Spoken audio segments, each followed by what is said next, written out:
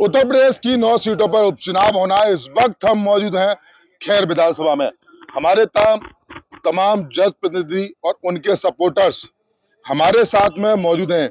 इनसे बात करेंगे, खैर की जनता से सवाल करेंगे, आखिर क्या होने वाला है उपचुनाव को लेकर। जनता के सवाल है और जवाब देंगे उनके प्रतिनिधि। देखिए, सबसे बड़ी बात हम आपको बताएं, 4,02,997 वोट हैं खैर विधानसभा में। बाई इलेक्शन होना है। और एक जानकारी हम अपने दर्शकों को और दे दें कि 2017 में अनूप वाल्मीकि यहां से चुनाव जीते थे। 2022 में अनूप वाल्मीकि एक बार पुनः चुनाव जीते थे, लेकिन 2024 के चुनाव में अनूप वाल्मीकि को हाथरस लोकसभा से प्रत्याशी चुना गया। फिर वो सांसद हो गए। उसके बाद ये सीट जो है रिक्त हो गई। अब इसमें बाई इलेक्शन होना है। भाजपा की तरफ से राजबीर दिलेर के बेटे सुरेंद्र दिलेर को टिकट दिया है। देखिए, राजबीर दिलेर का एक अपने आप में अलग इतिहास है। उनके जो दादा हैं किशनलाल दिलेर, वो 4 बार सांसद रहे हैं और 4 बार विधायक भी रहे हैं। वहीं उनके पिता की बात करना, राजबीर सिंह दिलेर की बात, तो वो हाथरस से सांसद, हाथरस से विधायक थे। उसके बाद हाथरस लोकसभा से सांसद थे। लिहाजा उनका टिकट काट दिया गया और काटने के बाद में अनूप वाल्मीकि, जो कि खैर विधानसभा से विधायक थे, उनको टिकट दे दिया गया और राय सुराज मंत्री भी थे। उसके बाद में वो चुनाव जीते। उसके चलते इस सीट से उन्होंने इस्तीफा दे दिया। आखिर खैर विधानसभा के मुद्दे क्या रहने वाले हैं, जनता के मन में क्या है और जनता के आखिर सवालात क्या हैं, ये जानने के लिए हम मौजूद थे। हमारे पास तमाम पार्टी के प्रवक्ता मौजूद हैं, समाजवादी के लोग मौजूद हैं, आम आदमी के मौजूद होंगे। लेकिन सबसे बड़ी बात, अखिलेश यादव आए थे, लेकिन कोई भी प्रतिनिधि कांग्रेस का मंच पर नजर नहीं आया। क्या आखिर इस चुनाव में कांग्रेस ने दूरी बना रखी है? लेकिन सबसे बड़ी बात हम अपने दर्शकों को और बता दें कि यहाँ भारतीय जनता पार्टी का जो घटक दल है, राष्ट्रीय लोक दल, लेकिन खैर विधानसभा की बात करें तो मेन विपक्ष रहा है। कहीं ना कहीं अगर सेकेंड राउंड में अगर किसी पार्टी की बात की जाती है तो राष्ट्रीय लोक दल यहाँ से कई बार चुनाव जीती है, विधायक भी रहे हैं, लेकिन समाजवादी आज तक यहाँ से चुनाव नहीं जीती। लेकिन यह भी इतिहास है, क्या समाजवादी पार्टी इस बार इतिहास रचने वाली है, या जो राजनीतिक घराने को लेकर चल रहे हैं अनूप वाल्मीकि जो कि 2 बार विधायक रहे थे, अब जो सांसद हैं, और लेकिन राजबीर दिलेर के बेटे सुरेंद्र दिलेर क्या इस बार विधायक बन पाएंगे, या समाजवादी पार्टी इस बार इतिहास रचेगी, ये बताएगी खैर की जनता। तमाम लोगों से बात करेंगे और सबसे पहले आएंगे इस बार चुनाव क्या रहने वाला है, मुद्दे क्या रहने वाले हैं। सबसे पहले मैं आपका परिचय जानना चाहूंगा। मैं मदन शर्मा, भाजपा का पूर्व जिला उपाध्यक्ष युवा मोर्चा से हूँ। मुद्दा उपचुनाव है। इसमें फिलहाल कोई मुद्दा प्रदेश स्तर से कोई उठा नहीं है और उपचुनाव में कोई मुद्दा होता ही नहीं है। उपचुनाव में मुद्दा नहीं होता, आपकी बात मान्य है, लेकिन कहीं ना कहीं एक जाम की बड़ी समस्या है। आप भी उसको देखना, मैं भी आया, अभी जाम में मैं फंसा हुआ, उसकी वजह से देरी भी हुई। कहीं ना कहीं एक जाम की खैर में बड़ी समस्या है। उसके अलावा कुछ लोगों से मेरी बात है, वो कह रहे हैं ट्रॉमा सेंटर भी बिल्कुल नहीं है। क्या लग रहा है, कहाँ खामियां रह गई?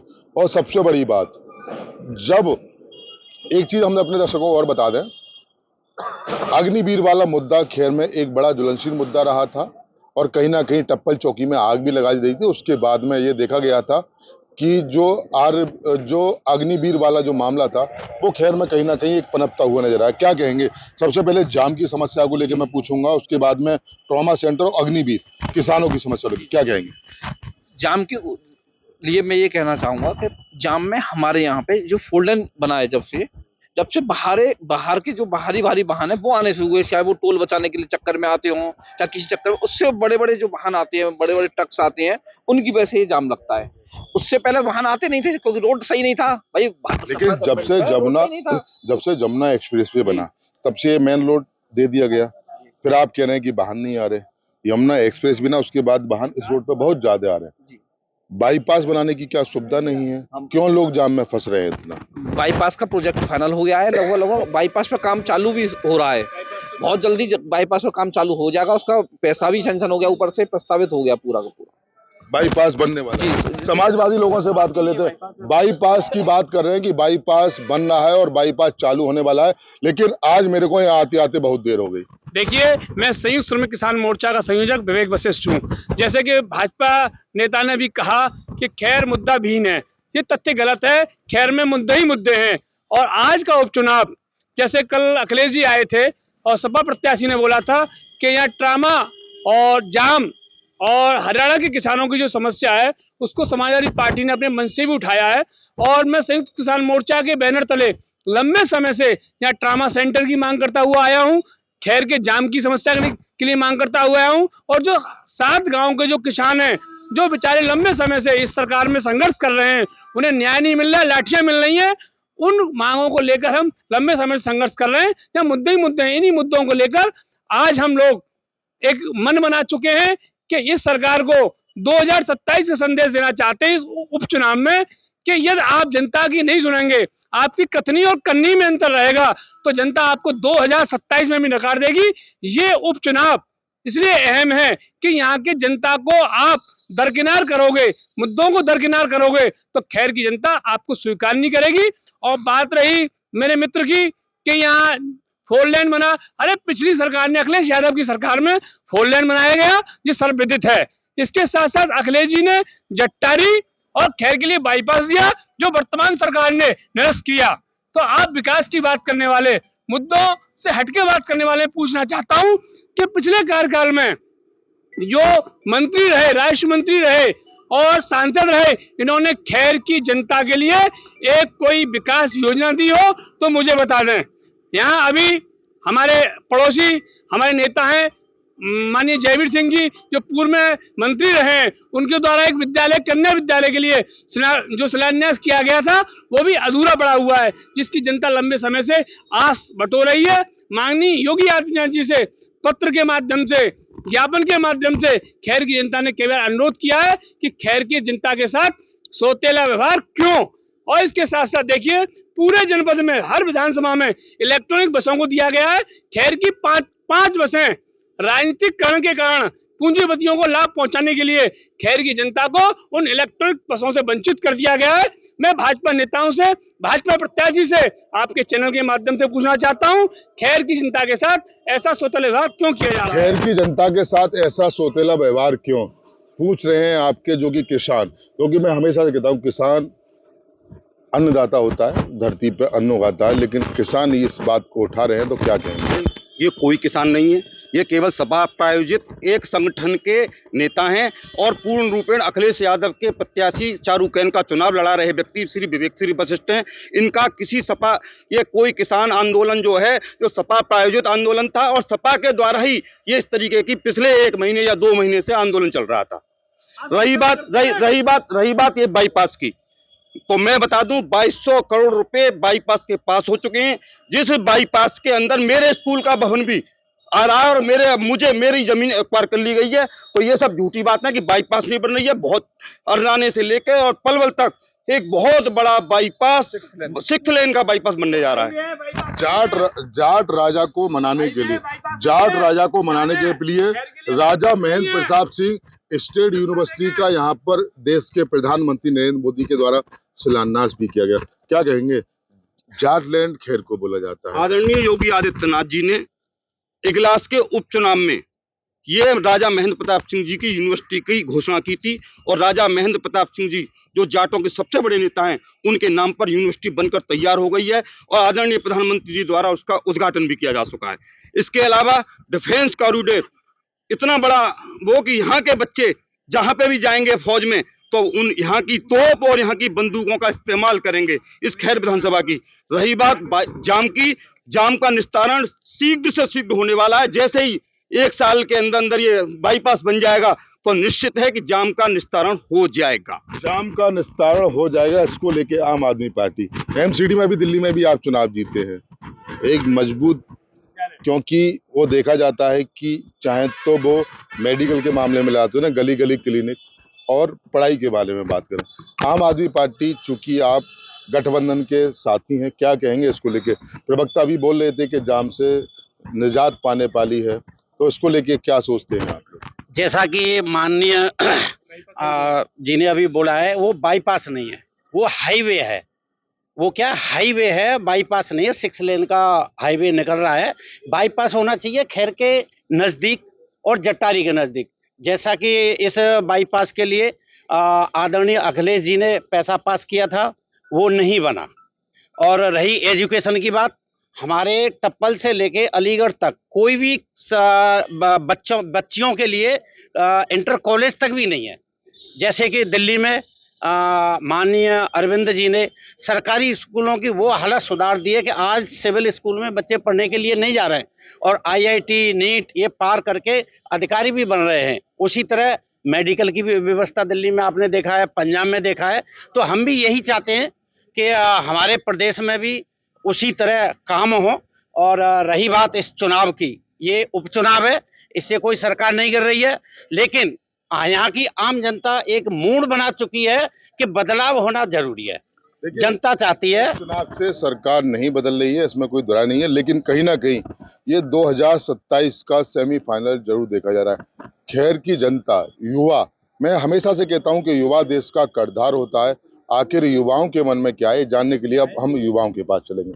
आप युवा हैं, क्या कहेंगे, क्या क्या मुद्दे रहने वाले हैं? क्योंकि अग्निवीर, क्योंकि यहाँ की जनता, मैंने देखा कि जाटलैंड इलाका खैर को बोला जाता है, अग्निवीर जैसे मुद्दों में तमाम जो है आक्रोश मैंने युवाओं के मन में देखा है, इसको लेकर क्या कहेंगे?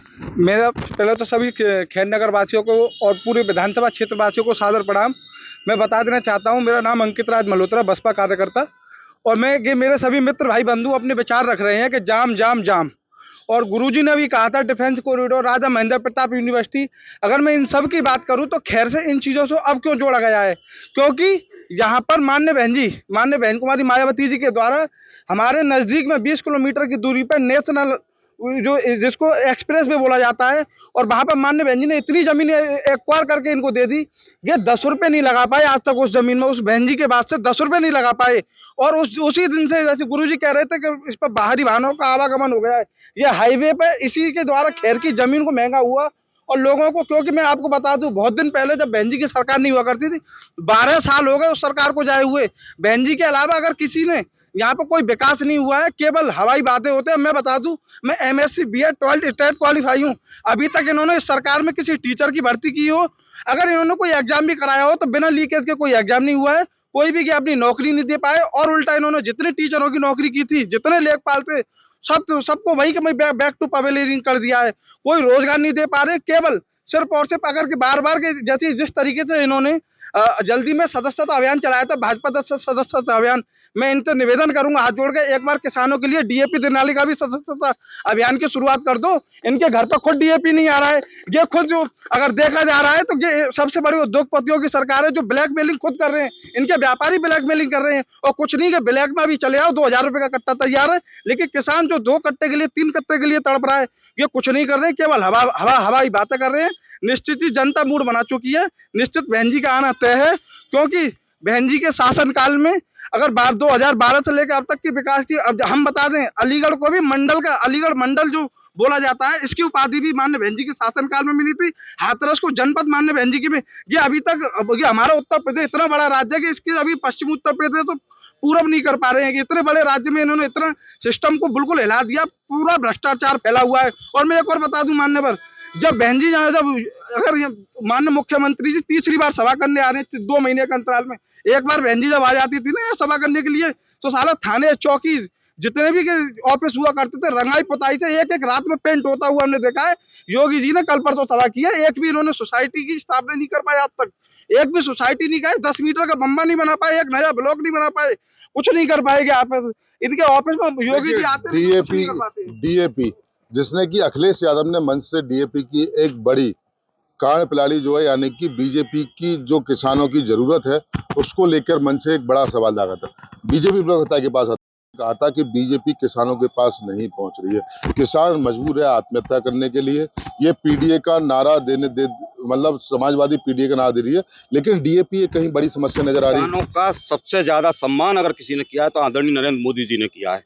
किसान सम्मान निधि के नाम पर लगातार 7 साल से हर एक किसान को एक निश्चित राशि हर साल दी जा रही है 6000 रुपए के रूप में, तो किसानों को सम्मान की बात रही। दूसरी बात DAP का कोई भी कमी नहीं है, लेकिन कुछ विरोधी दल के लोगों के द्वारा उस DAP का स्टॉक करने की वजह से जिसको 2 कट्टे की जरूरत है वो अपने घर पर 6 कट्टे रख रहा है, इसलिए केवल DAP की किल्लत हुई। अंतर DAP की कोई किल्लत नहीं है। सरकार द्वारा हर एक सोसाइटी पर हर एक दुकानदार को उचित DAP दी गई है, लेकिन ज्यादा स्टॉक करने की वजह से केवल समस्या बढ़ रही है। देखिए डीएपी की कांग्रेस के हमारे साथ पदाधिकारी मौजूद है, क्या कहेंगे? डीएपी की कोई समस्या है या स्टॉक किया गया? इतनी समस्या है कि इन लोगों ने डीएपी क्षेत्र में नहीं उतारी और जो सोसाइटी है, सोसाइटी पर कोई डीएपी नहीं है और ये कहते हैं कि भाजपा वाले के डीएपी की कोई कमी नहीं है और कमी होने के इतना कारण है कि डीएपी अगर ये किसान स्टॉक कहाँ करेगा? किसान डीएपी ऐसी कोई चीज़ तो नहीं चाय बना के पी जाए दूध में डाल के। डीएपी खाद में डाले, वो खेत में डालेगा और खेत में इस टाइम पर जो फसल है, फसल को बुवाई का काम चल रहा है और जो आलू है, आलू में डीएपी 1 कट्टा 1 बीघा में पड़ता है और डीएपी के जो खेत है 50% जो फसल है वो 50% के लिए डीएपी नहीं, किसान दर दर भटक रहा है और मजबूर है और इन्होंने डीएपी पूर्ति ना एक नैनो लेके आए।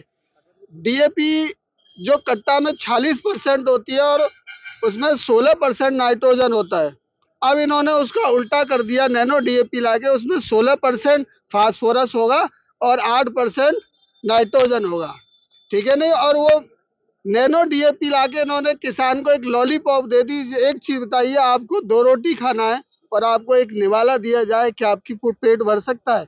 बात रही कि हम कि सरकार, भाजपा वाले कहते हैं कि हमने किसानों का सम्मान किया, जब किसान आज से 2 साल पहले दिल्ली पर धरना दे रहे थे तो उनको खालिस्तानी, पाकिस्तानी और जिन जिन कैसी कैसी भाषाओं से उनको नवाजा गया।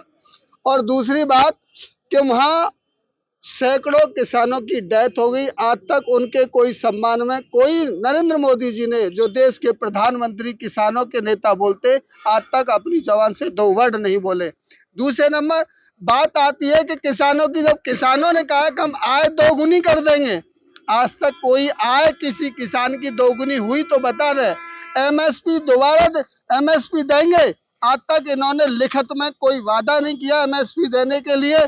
दूसरे नंबर बात रही विकास की, सिर्फ विकास जो आज सरकार चल रही है सिर्फ हिंदू मुस्लिम और मंदिर और मस्जिद और बटोगे तो कटोगे, ये नारा योगी जी, हाँ, बटोगे तो कटोगे, इसको लेके देखिए तमाम हमारे साथ में बुजुर्ग भी मौजूद हैं। एक नारा बड़ा फेमस चल रहा है, अभी कांग्रेस प्रवक्ता ने बोला बटोगे तो कटोगे, कौन बटने वाला है, कौन कटने वाला है? हालांकि अखिलेश यादव बोल चुके थे कि ये अंग्रेजों के टाइम का जो डायलॉग है जो आज ट्रेंड में चल रहा है, क्या मानते हैं आप? जब अखिलेश यादव जी के पिताजी की सरकार थी और अखिलेश यादव की सरकार थी, उस समय गुंडे माफिया खुलेआम घूमते थे, जिसकी चाहो जिसकी बेटी को उठा के ले जाओ, खुलेआम गुंडागर्दी करना और प्रदेश के अंदर दंगा व्याप्त करना।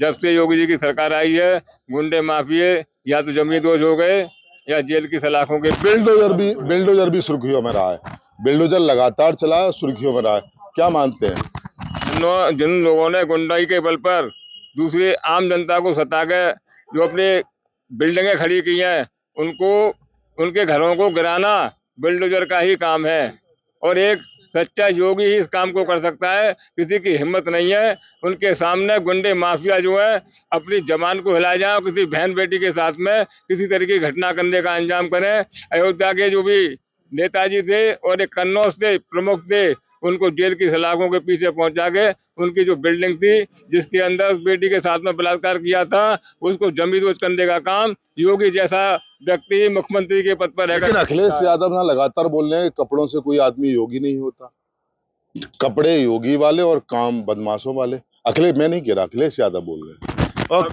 कल की जनसभा में उन्होंने बोला है।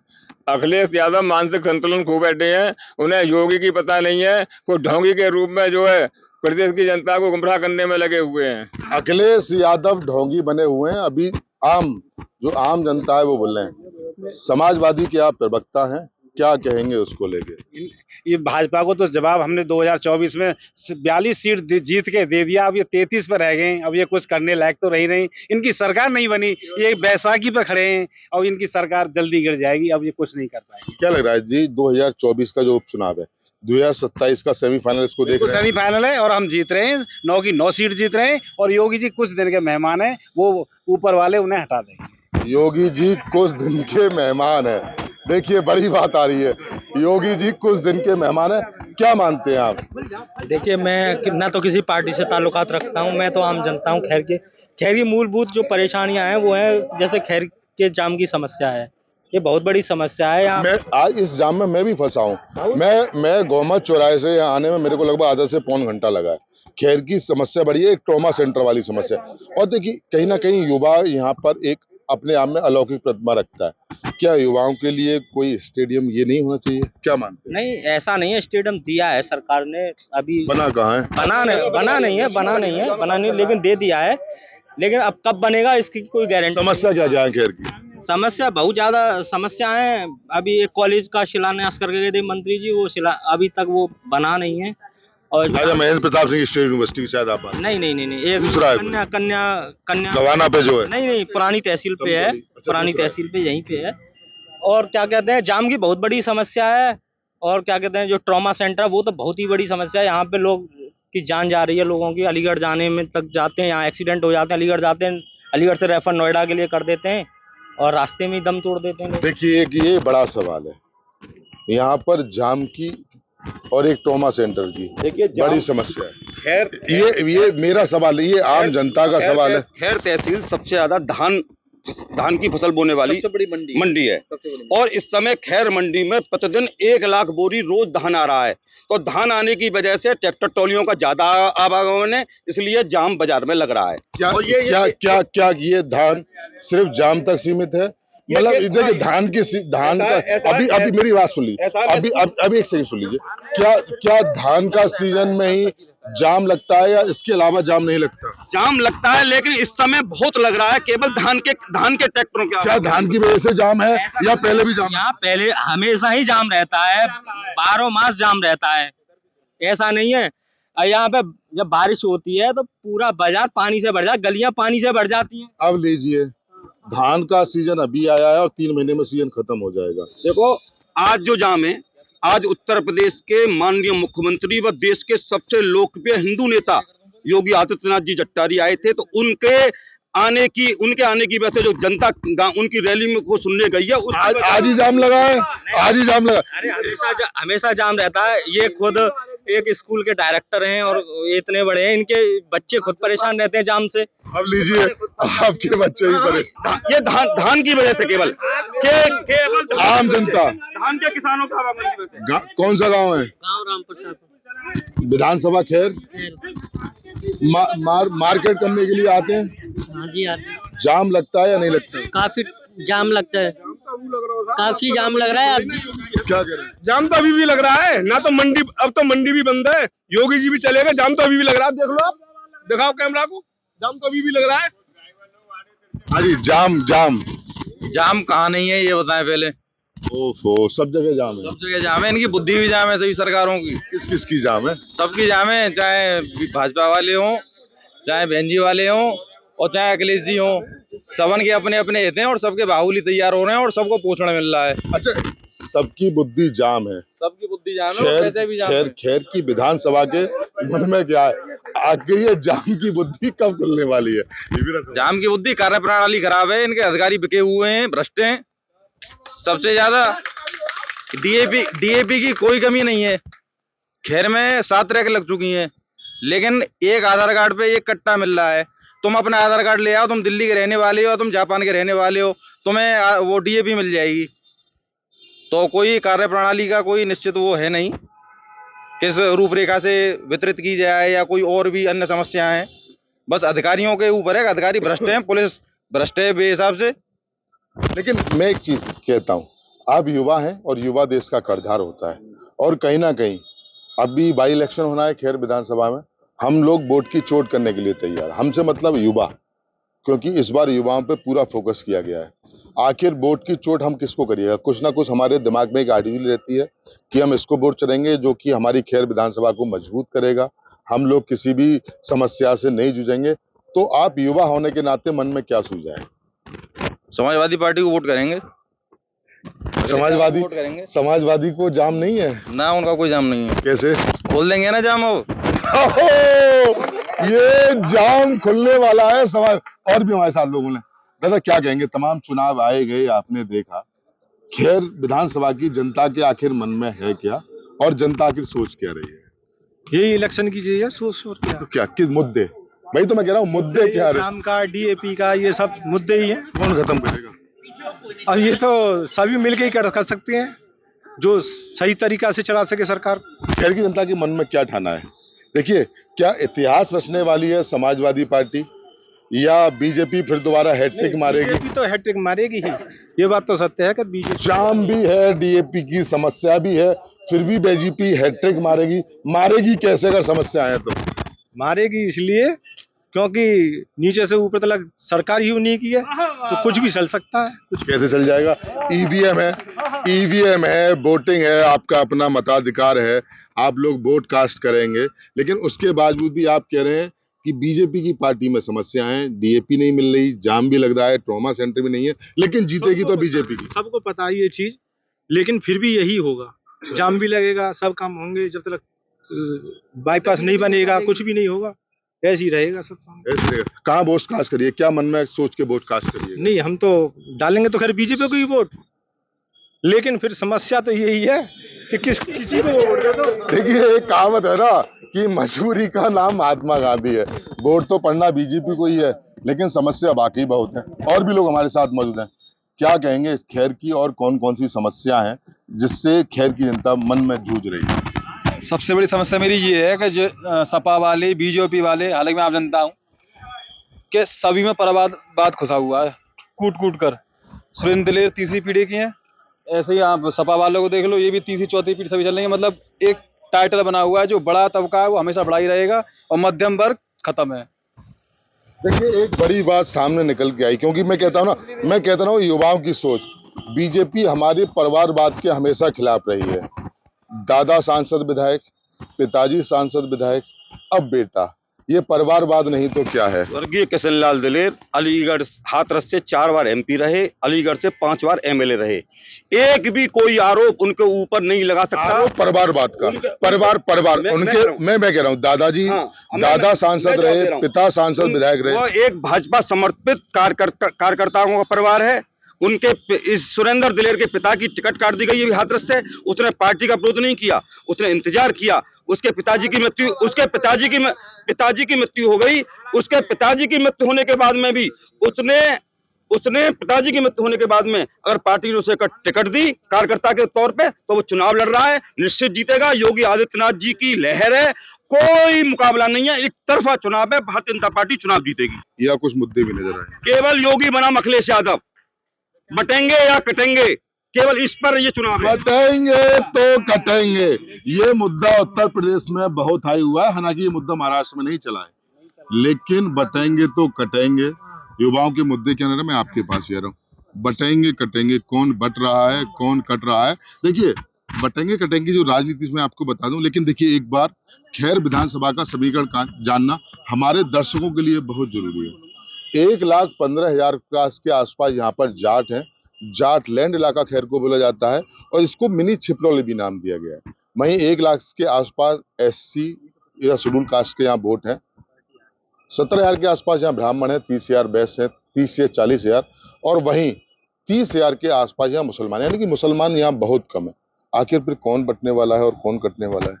सर, मैं ये कहना चाहता हूँ, जो भाजपा की सरकार है वो लोगों को डराकर हिंदुत्व पर, पूरा हिंदुत्व पर चुनाव लड़ती है, ना कि विकास के ऊपर, न ही शिक्षा के ऊपर, न रोजगार के ऊपर।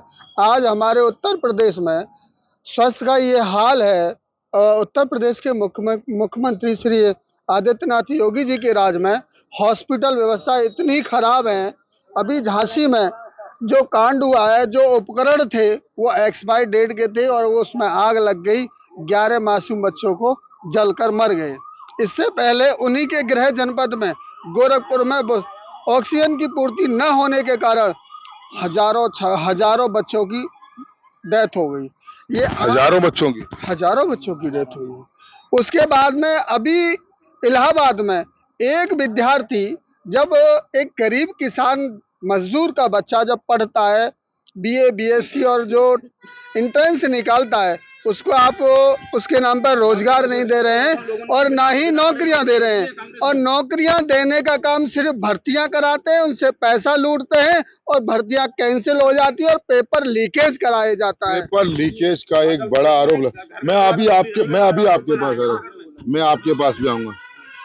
क्या कहेंगे मैं तो इतना कहूंगा कि बीजेपी वालों ने ये सारे चोर हैं, सारे चोर हैं। क्यों? 2019 में इन लोगों ने मुझे एक 50,000 की किस्त दी थी, उसके बाद आज तक 2019 से अभी तक मेरी किस्त नहीं है। मकान किस्त काहे की थी? मकानों की किस्त। उसके बाद में इन लोगों ने मुझे आश्वासन दे रखा। मैंने माननीय मुख्यमंत्री जी को भी लेटर पैड भेजा, लिख के नहीं है, डीएम साहब को भी भेजा, सबको भेजा, मेरी अभी तक कोई सुनवाई नहीं हुई है। मतलब मकान नहीं बना आपका? मेरा मकान नहीं बन पाया साहब। 50,000 ही पाए हैं बस मात्र 50,000। उसके बाद में आज मेरे पास फोन आया था कि आप उनको 50,000 रुपए को वापस करो, नहीं तो आपके पास मकान पे आपके पे नोटिस लगा दिया जाएगा। 50,000 जो दिए वो भी वापस करने वो वापस मांग रहे हैं सब। वो जमीन नहीं थी, मकान नहीं था, किस वजह से 50? मेरे बाप का मकान था, मेरे पूर्वजों का दादा लाई मकान था, उसमें मैं अपना मकान बना रहा था साहब। तो अभी वापसी का नोटिस आ गया? वो वापस का नोटिस मांग रहे हैं मुझसे, वापसी का नोटिस मांग रहे हैं इनसे। मैं गरीब आदमी हूँ, ड्राइवर आदमी हूँ, गरीब आदमी हूँ, मेरे लिए और कुछ है? 7-8 हजार रुपए की तनख्वाह की नौकरी करता हूँ मैं, बच्चे मेरे बराबर के हैं, वो भी नौकरी कर रहे हैं। इसमें हम क्या कह सकते हैं साहब? देखिए तो बीजेपी प्रवक्ता बताएंगे क्या कह सकते हैं। कह रहे हैं कि जी बताएं। ये नगर पालिका का मुद्दा है। नगर पालिका का मुद्दा है। देखिए नगर पालिका खैर का मुद्दा बता रहे हैं। देखिए एक चीज में नगर पालिका खैर में है ना, कहाँ का मुद्दा है? नगर पालिका का मुद्दा है, डूडा का? मगर नगर पालिका का मुद्दा नहीं है, ये शासन का मुद्दा है। नगर पालिका मुद्दा नहीं भैया, शासन का मुद्दा है। इसमें कोई टेक्निकल इशू है, मेरे संज्ञान में है वो चीज, थोड़ी हल्का सा वो टेक्निकल इशू है, और टेक्निकल इशू नहीं होता वो मकान केवल उन लोगों के लिए है जिन पर कोई रहने के लिए साधन नहीं है, कोई रहने के लिए साधन नहीं है, उन लोगों के लिए योजना है। अब उनके जिनके पहले से ही मकान है, उनके परिवार के पहले से पक्के मकान है, उनको इस योजना का लाभ कैसे मिल जाएगा? अच्छा, पहले से उनके पक्के मकान है। मैं खैर में भी ये बता दूंगा कि लेंटर के ऊपर मकान नहीं बन, उसके गाटर पत्थरों के ऊपर मकान नहीं बन सकता, ये भी मैं भी जानता हूँ, मगर लेंटर के ऊपर आवास बन सकता है। लेंटर के ऊपर आवास बन सकता है। जब आवास बनाने हम चाह रहे हैं, मेरे पास मेरे बड़े बूढ़े का मकान है, रहने के लिए पहले जगह नहीं थी, मतलब कि छोटा मकान था, उसके बाद कच्चा बना हुआ था। अब मैंने उसका पक्का बनाना सोचा, मैंने फार्म भरा, फार्म के बाद मेरे 50,000 आ गए। उसके बाद उनके ही लोग मुझसे पैसे मांग रहे हैं, उनके सारे कागज मेरे पास हैं।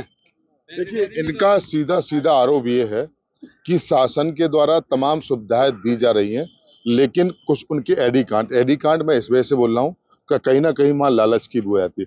कहीं ना कहीं आपको लग रहा है कि सरकार लगातार योजनाएं दे रही है, लेकिन जो निचले स्तर के, चाहे डूडा विभाग की बात करें, ग्राम विकास के जो तरह से मकान है, प्रधानमंत्री की आवास के तरह जो मकान बन रहे हैं, कहीं ना कहीं वहाँ भ्रष्टाचार की बूथ तो हल्की सी आ जाती है। मुख्यमंत्री जी योगी आदित्यनाथ जी की इस प्रधानमंत्री आवास योजना के अंतर्गत खैर नगर पालिका में केवल 2,000 मकान, 4500 मकान बन चुके हैं। 4500 मकान खैर विधानसभा में 4500 मकान बने। खैर नगर पालिका जांच कराइए आप, इनकी जो 4500 मकान जो कहते हैं, जांच कराइए। भ्रष्टाचार इतना चरम पे है। एक प्रधानमंत्री आवास बनाने के लिए 20-20 हजार रुपए लगभग लोगों से रिश्वत ली जा रही है। क्या रिश्वत ली जा रही है? पहले तो मैं ये बता दूं कि ये जो रिश्वत की और ये उसकी बात कर रहे हैं, क्योंकि ये इनका मैटर है। इनका मैटर इसलिए है कि हमने तो इनसे पहले तो हमने मकान दिए हैं, काशीराम शहरी आवास योजना, इनसे पहले हमने फ्लैट बना के दिए, और हमने विद पानी लाइट पूरी फैसिलिटी के साथ मकान दिए। अब बात आती है बटने और कटने वाली। हम बता दें मेरे भाई कि आज बटने और कटने का नारा दे रहे हैं, हमने तो बहुत समय पहले तो हिंदू मुस्लिम सिख ईसाई आपस में है भाई, हमने ये नारा भी दिया था। और ये बटने और कटने की बात कर रहे हैं कि पहले आपस में अपनी पार्टी में एक जगह एक ही पेपर पे आ जाए कि कभी किसी का फोटो गायब है तो कभी किसी का फोटो गायब है। इसके फोटो गायब हो गए, ये तो खैर ये अच्छे से जानते हैं। और जैसी माननीय अभी गुरुजी बता रहे थे, जो गुरुकुल पब्लिक स्कूल जी के डायरेक्टर हैं, कि देखिए गुरुकुल पब्लिक स्कूल के डायरेक्टर है, मेरे को एक चीज ध्यान आ गई, मैं बोलता हूँ कि योगी आदित्यनाथ की आज तीसरी सभा थी, और जो पहली जनसभा हुई थी, यानी कि अधिसूचना जारी होने से पहले, वो आपके स्कूल में ही हुई थी। मैं गया तो मैं कवरेज भी की। बताइए। अभी जैसे कि गुरुजी बता रहे थे कि बटेंगे तो कटेंगे पे आप डिस्कस बटेंगे तो कटेंगे। मैं एक और चीज बता दूं, जैसे कि वो माननीय हैं, बड़े रहे हैं और वो नेता भी रहे, हम मानते हैं इस बात को, केशर लाल द्विवेदी। मैं एक और चीज बता दूं कि अभी तक कोई आरोप नहीं लगा है। अगर ये आरोप से निकालना है तो मुझे बता देना, और इन सबसे पूछना। हमारे खैर के एक पूर्व है, एक माननीय है, आज भी माननीय है, और ब्राह्मण समाज के मैं समझ अच्छे खासे बहुत अच्छे माननीय है। उनके ऊपर ये यही बताएंगे, ये नाम यही बताएंगे। उनके ऊपर एक मुकदमा भी लगाया जिसकी गया था, बात वो किसका आरोप है? प्रमोद गौर जी की बात कर रहे हैं। मैं आज उनका इंटरव्यू करके आया हूँ और बड़े मन से वो बीजेपी को लड़ा रहे हैं। पहले बसपा में रहे थे, वो बात आपकी मानता हूँ, आप बसपा का प्रतिनिधित्व कर रहे हैं, वो बात जायज है, लेकिन आज बीजेपी के रंग में रंगते हुए नजर आए। अब कारण क्या है? वो शायद गठबंधन धर्म निभा रहे हैं, लेकिन अंदर से कहीं ना कहीं जाएंगे तो उनका टीस है, क्योंकि उन पर पहले फर्जी मुकदमा, जो कि उन्हीं के द्वारा बताया गया है कि फर्जी मुकदमा था, लास्ट में शायद दबाव में या कैसे भी करके उन्होंने कहा कि वो भाजपा के सांसद थे, भाजपा की दबाव की राजनीति करते, कहीं ना कहीं दबाव में लाकर जिस शहर के ब्राह्मणों में रोष है ये कि ऐसे प्रत्याशी को हमारे बीच में लाके रख दिया कि जो हमारे माननीय पे उन्होंने फर्जी मुकदमा लगवाया था। लेकिन नहीं पूछा इनसे, ये सब यहाँ शहर के नागरिक हैं। देखिए, खैर विधानसभा का ब्राह्मण आज की डेट में निर्णायक भूमिका को अदा करेगा। आखिर ब्राह्मण कहाँ जाने वाला है, उसको जानने के लिए और भी लोग कहाँ जा रहा है। आप भी ब्राह्मण हैं। ब्राह्मण भारतीय जनता पार्टी के साथ है, वो कहीं भी दिग्भ्रमित नहीं है। कुछ तथाकथित नेता जो है ब्राह्मणों को गुमराह करना चाहते हैं। ब्राह्मण समाज कभी गुमराह ना हुआ, ना गुमराह होगा। योगी जी के हाथों में प्रदेश के नेतृत्व को देना चाहता है। योगी जी से कुछ राष्ट्रीय नेतृत्व के लोग जो परेशान हैं, उनके कद को और पद को देखते हुए आज पूरे देश के अंदर योगी जी की मांग होती है। और राष्ट्रीय नेतृत्व के नेता जो घबराए हुए हैं, उन्होंने कुछ अपने कीटाणु छोड़ रखे हैं जो योगी जी को अवदस्त करना चाहते हैं। लेकिन योगी जी आज प्रदेश के नहीं, देश के सर्वमान्य नेता है। देश की जनता उनको प्रधानमंत्री के रूप में देखना चाहती है। योगी जी को देश की जनता प्रधानमंत्री के रूप में आती है, ऐसे ब्राह्मण है। मैं माननीय पंडित जी से पूछना चाहूंगा कि आज उत्तर प्रदेश में सबसे ज्यादा हत्याएं करने का, जिस सरकार में आजादी के बाद आज तक जो सबसे अधिक हत्याएं की गई, वो किस समाज की गई? मैं ये भी जानना चाहूंगा कि पूर्व सरकार द्वारा भगवान परशुराम जी के प्रकाटोत्सव पर जो अवकाश घोषित किया गया था, वो किस सरकार ने कैंसिल किया है? मैं माननीय पंडित जी से पूछना चाहूंगा कि एक इन्होंने बात कहा था कि यहाँ की जो न्याय प्रक्रिया है, कानून व्यवस्था है, उसको लेके पंडित जी भी मेरे साथ एक बिटिया को न्याय दिलाने के लिए, जिसके साथ दुष्कर्म हुआ, फिर उसकी हत्या की गई, उसके लिए मुझे भी खैर थाने के बाहर धरना प्रदर्शन करना पड़ा, जब जाके उन दोषियों को सजा मिली। और भी कई घटनाएं समाज के साथ हुई, ब्राह्मण समाज के साथ। मैं पूछना चाहूंगा कि बूलागाड़ी कांड जो हाथरस में घटित हुआ, ठाकुरों के साथ अन्याय हुआ, या न्यायपालिका नहीं होती देश में, या कानून नहीं होता देश में, तो उन 4 युवाओं को आज आजीवन कारावास होता या फांसी होती। तो ये सब आपके सामने है। कथनी और कथनी में कितना अंतर है, हम कितने अच्छे भाषण मंच से दे सकते हैं, मगर समाज जानता है, जनता जानती है कि इनकी कथनी और कथनी में कितना अंतर है। ब्राह्मणों के साथ उन्होंने क्या किया है? जो संस्कृत विद्यालय थे उनके अनुदान बंद कर दिए गए, जो सेना में जहाँ ब्राह्मणों की भर्ती हुआ करती थी वो भी इस सरकार द्वारा खत्म कर दी गई है। सारी चीज आपके सामने, इतना ही कहूंगा। क्या कहेंगे? बड़ा सवाल आपके सामने खुद पूछेगा। मेरे मित्र हैं विवेक श्री वशिष्ठ, इनकी कथनियों करने में कोई अंतर नहीं है।